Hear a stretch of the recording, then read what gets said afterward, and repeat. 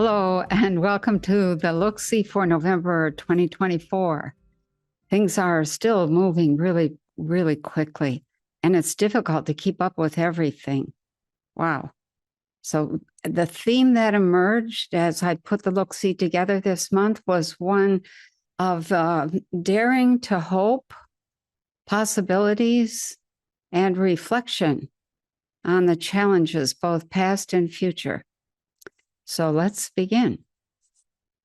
Number one, I have to start by acknowledging the election last week and the return of Donald Trump. I think it will be important for us to look at what we have accomplished and what we've learned about our own power. An important thing to recognize and contemplate is the overwhelming unified response that was needed to make our wishes known and to overcome cheating in the election process. In the same way that so many refused to back down or give up when the court system really refused to hear legitimate cases involving election tampering, we must continue to stand for what we want. It's our governance system, and we can do what makes sense to us as we move forward. One thing is for sure, we should never again succumb to feeling like victims. We should never again ignore what is happening in the circles of power. After all, it's our power. Let's not give it away. Number two, the strike by Boeing workers against the company is over, and it costs the company much more than if the company had just agreed to what the workers were asking for in the first place. The strike cost the company an estimated $9.7 billion. They could have given every single one of their 170,000 employees in the company a $1,000 a month raise, and it would have only cost them $2 billion. Instead, it cost them $9.7 billion. So corporate greed is it's beyond toleration at this point. Where is it written that it's okay for millions to live in poverty, to be scammed out of home, hearth, and health? Since when did it become okay for people to be treated as if they don't matter? The days of squeezing people financially just so you can report a bigger bottom line are over. The days of cutting employees and then pushing that extra work onto those who stay are done. The days of thinking that you need bigger profits every year are done. Why do we put up with this? It's like putting up with cancer, something that just won't quit growing. Who started thinking that this way of living was acceptable? Why is it not okay for everyone to benefit from the success of their labors? We have become a nation of stingy Dickensian creatures without depth, heart, or common sense. And it's resulted in enormous amounts of money for a few people at the top, while everyone doing the work at the bottom is not making enough money to live on. Boeing employees remind me a lot of the port workers that recently decided to strike. They see the company making billions in profits, while the wages of the people who make those profits possible don't move. They're either stagnant or even going backwards because of inflation. The workers are not trying to kill the company. They want the company to survive so they can work there, share the money, and live reasonably well. Boeing has enough cash to last through the rest of this decade. Why should they have left that money sitting in some investment bank when it could have been invested in its workers? Boeing workers wanted two things. They wanted their pensions restored because those pensions were frozen like 10 years ago, a decade ago. And they also wanted, more like needed, a 40% wage increase over 4 years. But what were all the business analysts and investors focused on? Oh my. They talked incessantly about cash flow. They were worried about being downgraded by Fitch. They were fussing about falling stock prices and how Boeing could raise money by increasing their debt, as if that made any sense. Why weren't they talking about the people doing the work who made that cash flow possible? We need to start talking about what humans on every side need. The company needs to listen up. The fact of the matter is that they need people or they can't sell and operate their product. And we need to recognize that. Number 3, farm bills. Farm bills are usually not a hot topic in media, but if you're a farmer, you tend to pay at least some attention to farm bills because they show you what part of the farm business the government is currently meddling in. The early farm bills that started back in the 1940s were implemented as a reactionary attempt to avoid the starvation and malnutrition that swept the country during the Great Depression. Although the intent was probably good at the start, the result was more and more government control of farmers, what they could grow, and how much they would be paid for it. Gradually, reliance on subsidies began to replace critical knowledge, attention to weather, an understanding, deep understanding of nature, and the willingness to work hard. The attitude became sort of, if the crop was low or failed, the government would cover it. As time went by, the government became more intrusive. The 2018 Farm Bill had its fingers in everything: conservation, trade, credit programs, nutrition assistance, rural development, crop insurance, research, extension offices, livestock, horticulture, biofuel energy, disaster programs, forestry, specialty crop programs, organic agriculture, regional and local food systems, beginning farmers and ranchers, veterans who wanted to be farmers, commodity support, and the list goes on. It was almost as if the real interests and funding went to everything but food. Governments tend to support farming because they need people to govern. And people need food. What good is a government without any people? As you can see, a lot of people are employed in these efforts to help farmers. And now the 2018 Farm Bill is dead. It expired in September of 2023. Farmers have been asking the government to do something about this, and the people in Washington kept saying they're getting to it, but they never did. And what good is a government that can't get anything done? Farmers and those who have made their living from government money are left high and dry. And the 2018 Farm Bill is not the only farm bill in existence. So other bills provide a few dollars for some of the same programs.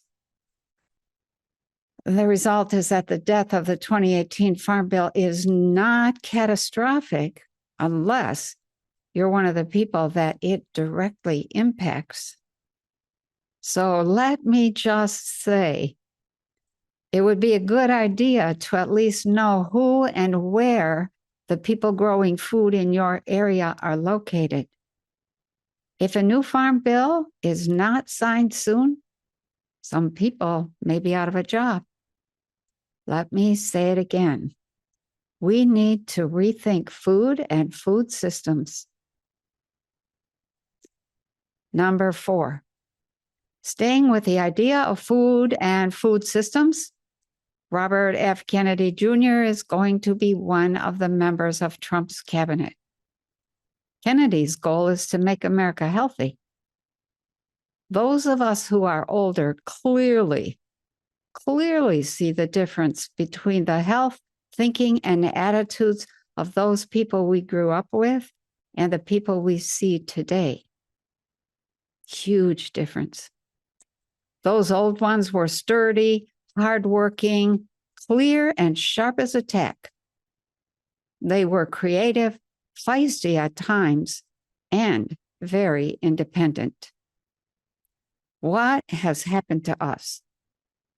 In a word, food. If you really understood food, which is a gift to humans and the end product of a lot of effort on the part of earth, trees, plants, birds, insects, and soil, you would sit right down and cry at the stuff we call food today. One of the things that needs to change drastically is that we simply must have living soil. Living soil will have 2 million living organisms in 1 teaspoon of soil.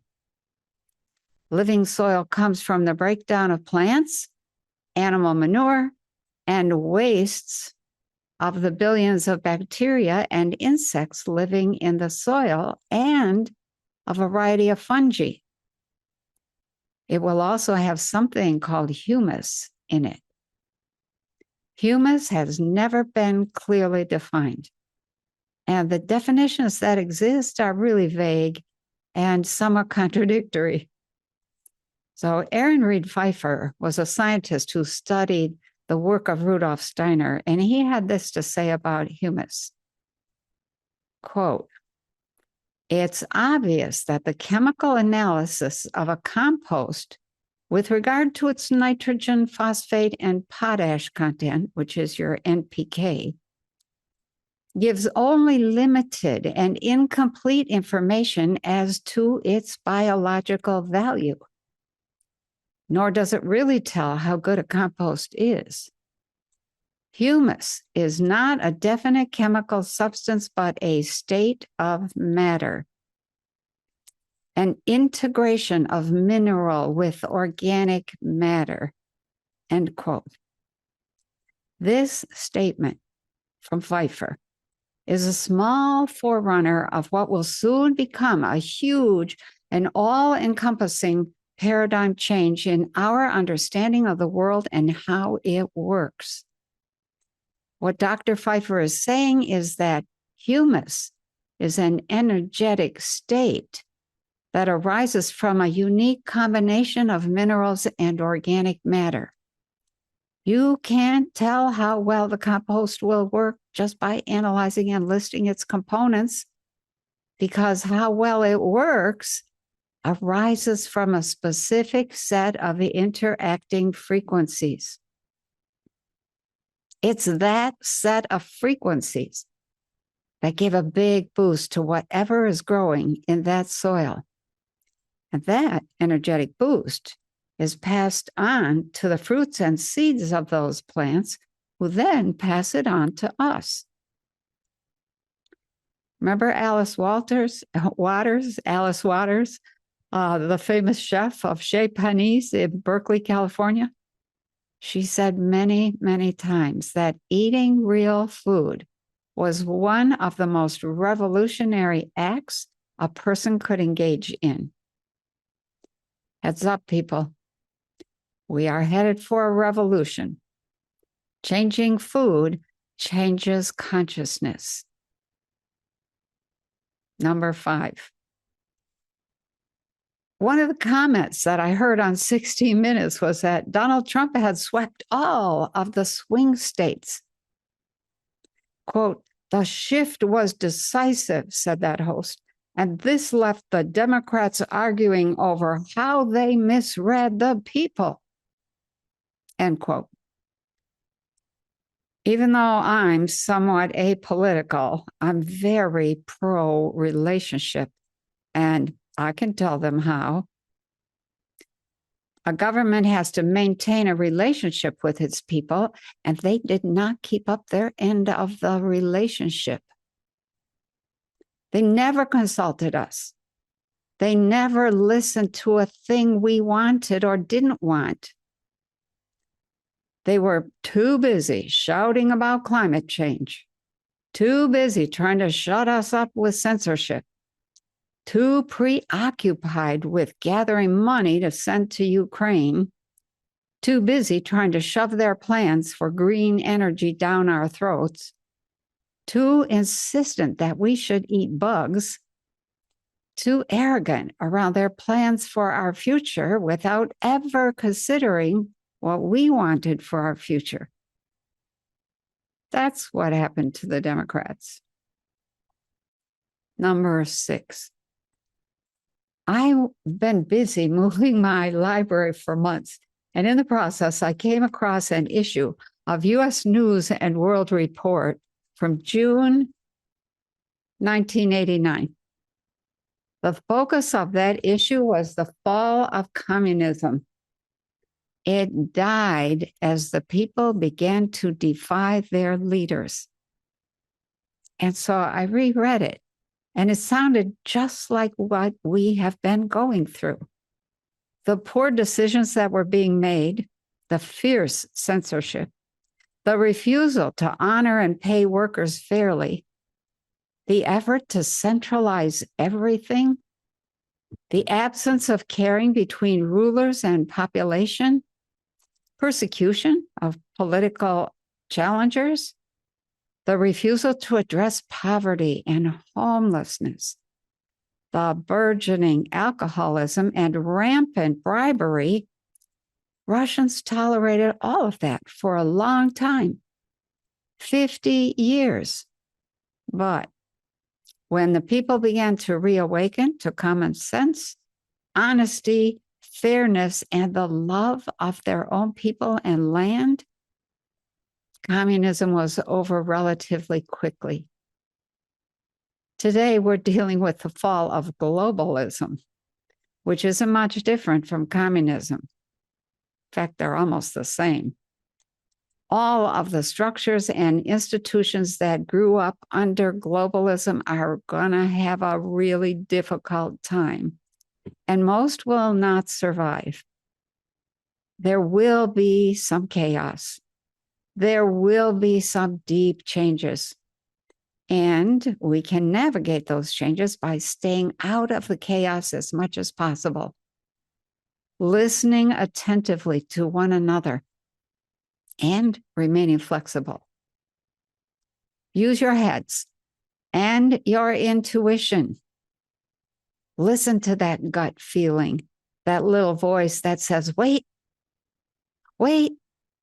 okay, now. That's how it goes.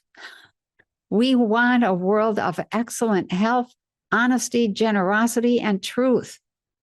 And we can have that if we're willing to make it happen.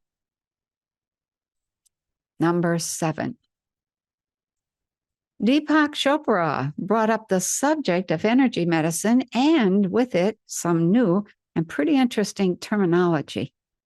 He talks about electroceuticals, digiceuticals, and metaceuticals, all of which are terms that represent the coming together of health and technology. Electroceuticals are based on the use of frequencies to stimulate parts of the body or kill unwanted organisms that get into places they don't belong. Digiceuticals are software programs that analyze breath, blood, tissues, etc. And they diagnose a range of possible conditions that would produce those characteristics, giving you a list of what the most likely sources of the problem are and how to fix it.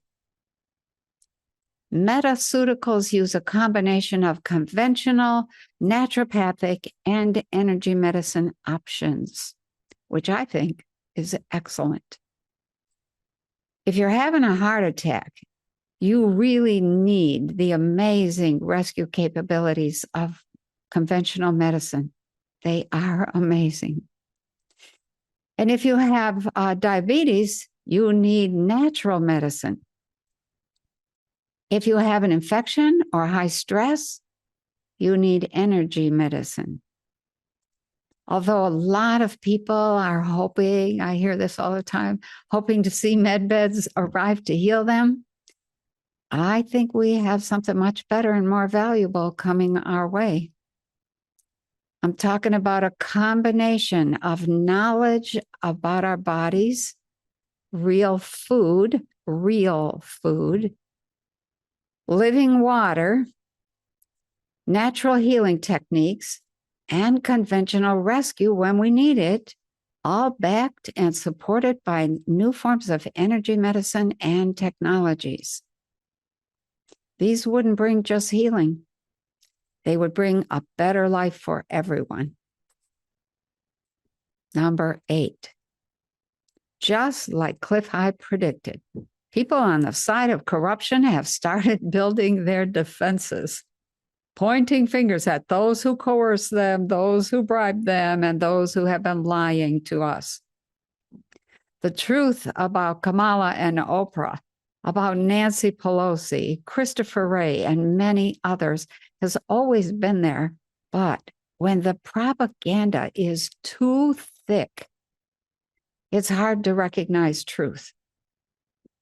When the definitions of reality that stabilize a population are being thrown out or redefined every other day, you never know what to believe because it might change tomorrow. So we end up in a state of eternal flux, which interferes with focus and concentration. Of course, some watchful attention is always necessary, but when the flux becomes chaos that could turn life-threatening at any minute, creativity, inventiveness, concentration, and sociability go out the window. So keep your eyes open and be ready to navigate the weeks and the months ahead. Number 9. I keep looking to see what's happening in our financial system and banking. And everyone keeps talking about a banking crash and financial chaos. But what I see is the deep state's deep reluctance to pull the plug on banks because the mood of the people is not where they want people to be. Their media channels have lost a great deal of effectiveness, and alternative media has taken over. The result is that the deep state is uncertain they can pull off a switch to central bank digital currencies without shooting themselves in the foot. They're getting desperate, and there's much arguing among them. They talk about just laying low, waiting for all the hoopla and the populist sentiment to settle down, and then using their usual tactics to begin sneaking power away while continuing to move toward their idea of a one world government. Other deep staters, they're insisting that that's going to take too long and that they should strike now while the people are all stirred up and the future is not certain. They are sure they can create enough pain and chaos to lure people into grasping their new solutions, and those solutions are all backed by them.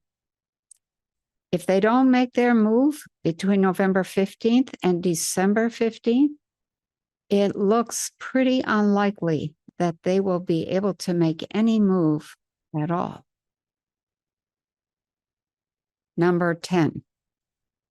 In early October of this year, Stanford University held a conference focused on, quote, repairing the rifts created by the pandemic policies of COVID-19. 6 out of the 7 panelists concluded that more attention should have been paid to the collateral damage of lockdowns, masks, and school closures. They discussed censorship, lab leaks, and viral mutations ad nauseum. They agreed that there was too much focus on limiting mortality rates, but in all their talk, there wasn't a single mention of the real mortality rate of thousands of people and thousands of small businesses that were forced out of business. And they'll probably never recognize the mortality rate of belief in the current American system. But something died in the COVID pandemic and its aftermath. A light was extinguished in the hearts and minds of millions of people who were betrayed by what happened. The light that died was partly the consciousness of those who got the shot, and partly the light of trust between the people and the government, the people in the medical institutions, the education system, and the big box corporations. As we move into the future, don't wait for the government or universities to repair anything. Take action on your own for yourself. Clean up your body, sharpen your mind, attend to your loved ones, and just be the best human you can be. You'll love how different the world looks and feels. Number 11. In Europe, Volkswagen, Audi, and Coca-Cola are closing plants. I think in Germany. And the people running the electric grid have announced that they will take electricity out of your electric car's battery to help support the grid if necessary. Sounded to me a little like the bail-in banking clause that banks say they'll take money out of your account if they need to. Like, anyway, Germans might one day think they're recharging their vehicle only to find the electric company has drained the battery because the grid needed it. People would be stuck for however long it would take for the situation to stabilize, and power is again available. Well, watch out over there. Take a book to read in case you are unexpectedly stalled for lack of electricity. Oh my gosh. Number 12. Speaking of the EU, they have published a paper saying they want citizens. They want you, the people, to take full responsibility for surviving disasters and civil and military crises. They do not think they would be able to help anyone in a crisis. They advise full preparedness for crises lasting more than 3 days. And get this, they expect multiple conflicting crises over the next few years as the EU fragments, quote unquote.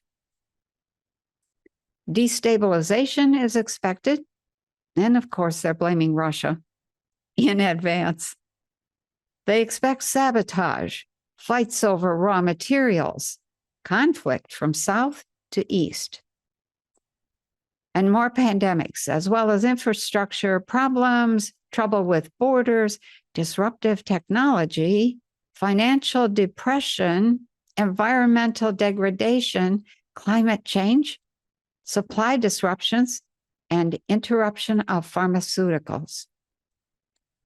Wow. Just like in the US, I have seen the EU coming apart for a very long time. But the EU has not been in existence as long as the US. So they still have many of their national governments and systems in place, as well as people who remember how things were and how to organize them. The coming apart of the EU would likely be upsetting, but not disastrous, unless they're dumb enough to go to war with Russia. And in that case, all bets are off. Number 13. Now and then I hear a lot of nonsense talk about not enough electricity to support cryptocurrency mining operations. But there's really only a shortage of common sense and the willingness to build the infrastructure that supports what we want and need. And I'm not talking about solar or wind energy.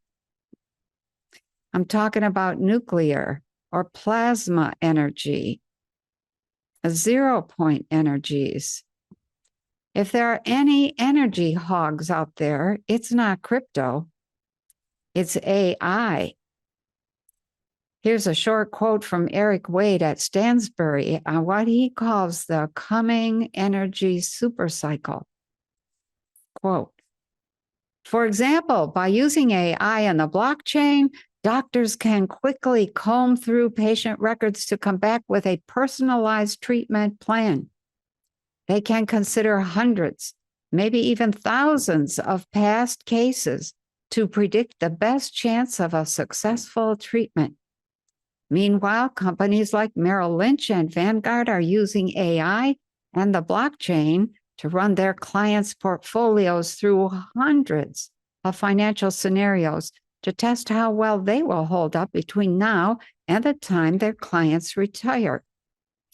In short, companies all over the world are finding ways to use these technologies, but AI requires an incredible amount of energy, even more than cryptos, and it has already been straining power grids in the US. Heads up, we need to build some new infrastructure. Number 14. This was kind of upsetting. I was seeing there's talk in hidden places about taking out Elon Musk or Robert Kennedy Jr. Those two men are being eyed as targets because they would absolutely undo what the cabal has so carefully put in place over the past 50 years. The hidden kickbacks, the poor food that deranges consciousness, and the pharmaceutical pipeline of fabulous wealth and hidden control. Taking out either one would severely hamper Trump, and it would make enough uproar to move the deep state agenda forward a notch, they think. Musk and Kennedy should watch their backs. Number 15. Benjamin Fulford brought up the Committee of 300 in one of his columns this week, and it served as a good reminder that we may have elected Donald Trump to the presidency of the U.S., but that doesn't mean we are free of deep state control just yet. The express purpose of the Committee of 300 is, quote, to make the world over and institute a new world order dictatorship, end quote. According to John Coleman, this committee then created the Club of Rome in 1968 for the singular purpose of, quote, bringing down the U.S., its industry, and its agriculture. All of our industry went somewhere else. All of our agriculture has been poisoned. So here we are, 56 years later, just waking up to the fact that we have a serious problem, hidden players. As we survey the chessboard of life, it may appear almost too late to make a move that counters the catty moves and sneaky power of those high-handed elites making up the committee and the Club of Rome. However, the strongest power in the entire world is consciousness. And I don't think those 300 committee or club members stand a chance against the power of 330 million consciousnesses in the US. We are awake, aware, and figuring out where to focus and what to do. So let's keep coming together, acting together, and holding our own goals. Number 16. Having elected Donald Trump, many people are breathing sighs of relief, but we aren't out of the woods yet. There's still much work to do to clean up the mess in our country. And there are people who are nutty enough to try to make things worse just because Trump won. There are also those weather weapons still under the control of hidden players, and thus the danger of unnatural disasters remains. So keep a well-stocked bug-out bag ready. Fires, floods, storms, earthquakes are something you should always be ready for, especially now. Creek Stewart, a survival expert, suggests packing for at least 72 hours of self-sufficiency for your entire family. Essential items include shelter, water, fire-starting tools, food, first aid supplies, and important documents. I think he says at one point, what if you left and when you came back, your house wasn't there? You need to be ready. So FEMA, although I wouldn't trust FEMA as far as I could throw one of them, they recommend a basic emergency kit with the following: battery-powered or hand-crank radio, and a NOAA weather radio with tone alerts. Cell phone with chargers and a backup battery. Flashlight, first aid kit, extra batteries for sure. A whistle to signal for help. Dust mask to help filter contaminated air. Plastic sheeting, scissors, and duct tape to shelter in place. Moist towelettes, small garbage bags, and some large ones, and plastic ties for personal sanitation, a wrench or pliers to turn off utilities, a manual can opener for food, and some local maps. Number 17. I have spent a fair amount of time looking ahead at the coming year and trying to figure out why I keep seeing so much turmoil, no matter who was elected. So my attempt to see this beautiful, smooth, peaceful year became especially fierce after the election was over and it was announced that Trump won. However, the turmoil I was seeing kept being there. So I finally had to put the whole effort aside and go do something else. As soon as I did, I saw what I thought were some pretty relevant pieces of the turmoil puzzle. They were: if Trump had not been elected, there would have been a revolt.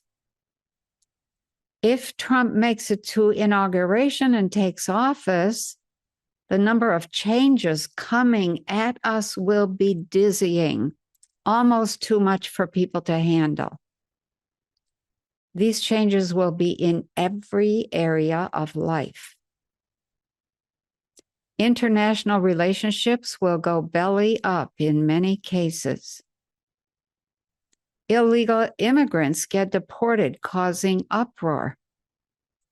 Financial chaos if banks go down, and serious changes in the secret halls of money laundering. Lots of people getting fired in the swamp or whose jobs end and they're leaving DC, which doesn't exactly become a ghost town, but man, there are a lot of houses up for sale.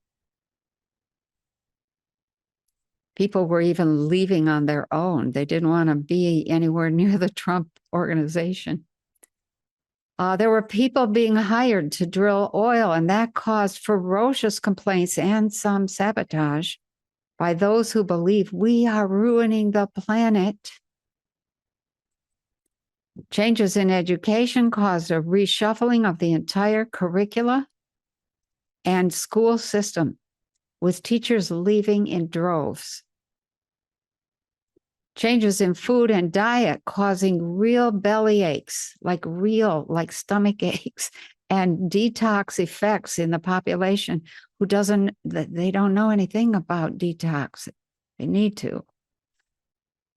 There are changes in the price of food, with high prices slapped on bad foods, which in turn brought a whole bunch of lawsuits and arguments.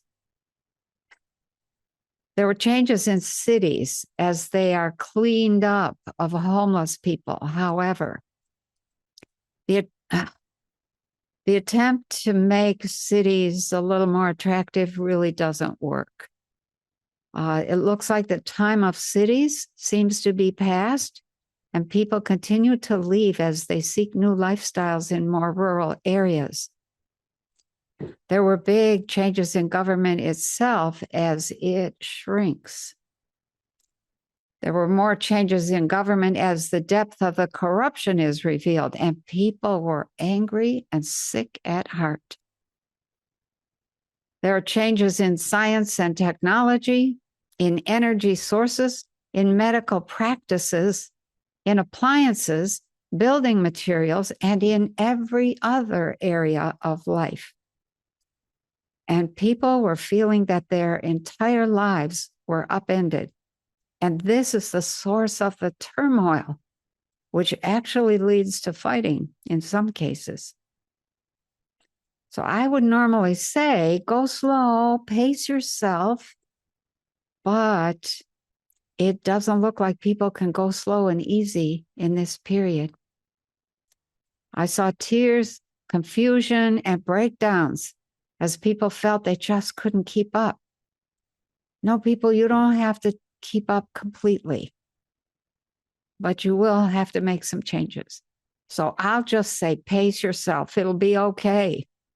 It'll be kind of like back in those days when you were 18 and you went away to college and you had a million changes to adjust to in a very short period of time. You can do it. We can do it. And number 18, last, this is something somebody sent me. I love this. It's advice from an old farmer. And he says, most times it just gets down to common sense. So, number 1, your fences need to be horse high, pig tight, and bull strong. 2, keep skunks and bankers at a distance. 3, life is simpler when you plow around the stump. 4, a bumblebee is considerably faster than a John Deere tractor. 5, words that soak into your ears are whispered, not yelled. 6, meanness doesn't just happen overnight. 7, forgive your enemies. It messes up their heads. 8, do not corner something that you know is meaner than you. 9, it doesn't take a very big person to carry a grudge.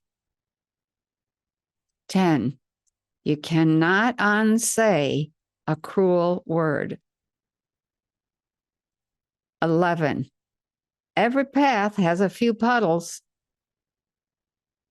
12, when you wallow with pigs, expect to get dirty. 13, the best sermons are lived, not preached. 14, most of the stuff people worry about ain't never going to happen anyway. 15, don't judge folks by their relatives. 16, remember, silence is sometimes the best answer.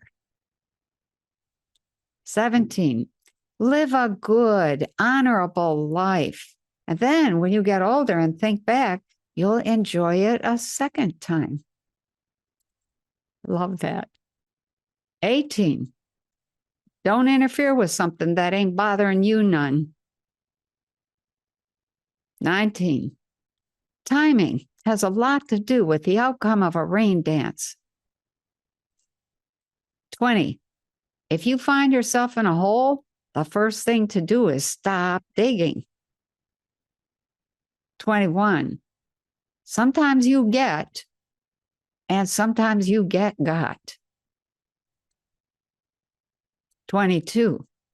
The biggest troublemaker you'll probably ever have to deal with watches you from the mirror every morning. 23. Always drink upstream from the herd. 24. Good judgment comes from experience, and a lot of that comes from bad judgment. 25. Letting the cat out of the bag is a whole lot easier than putting it back in.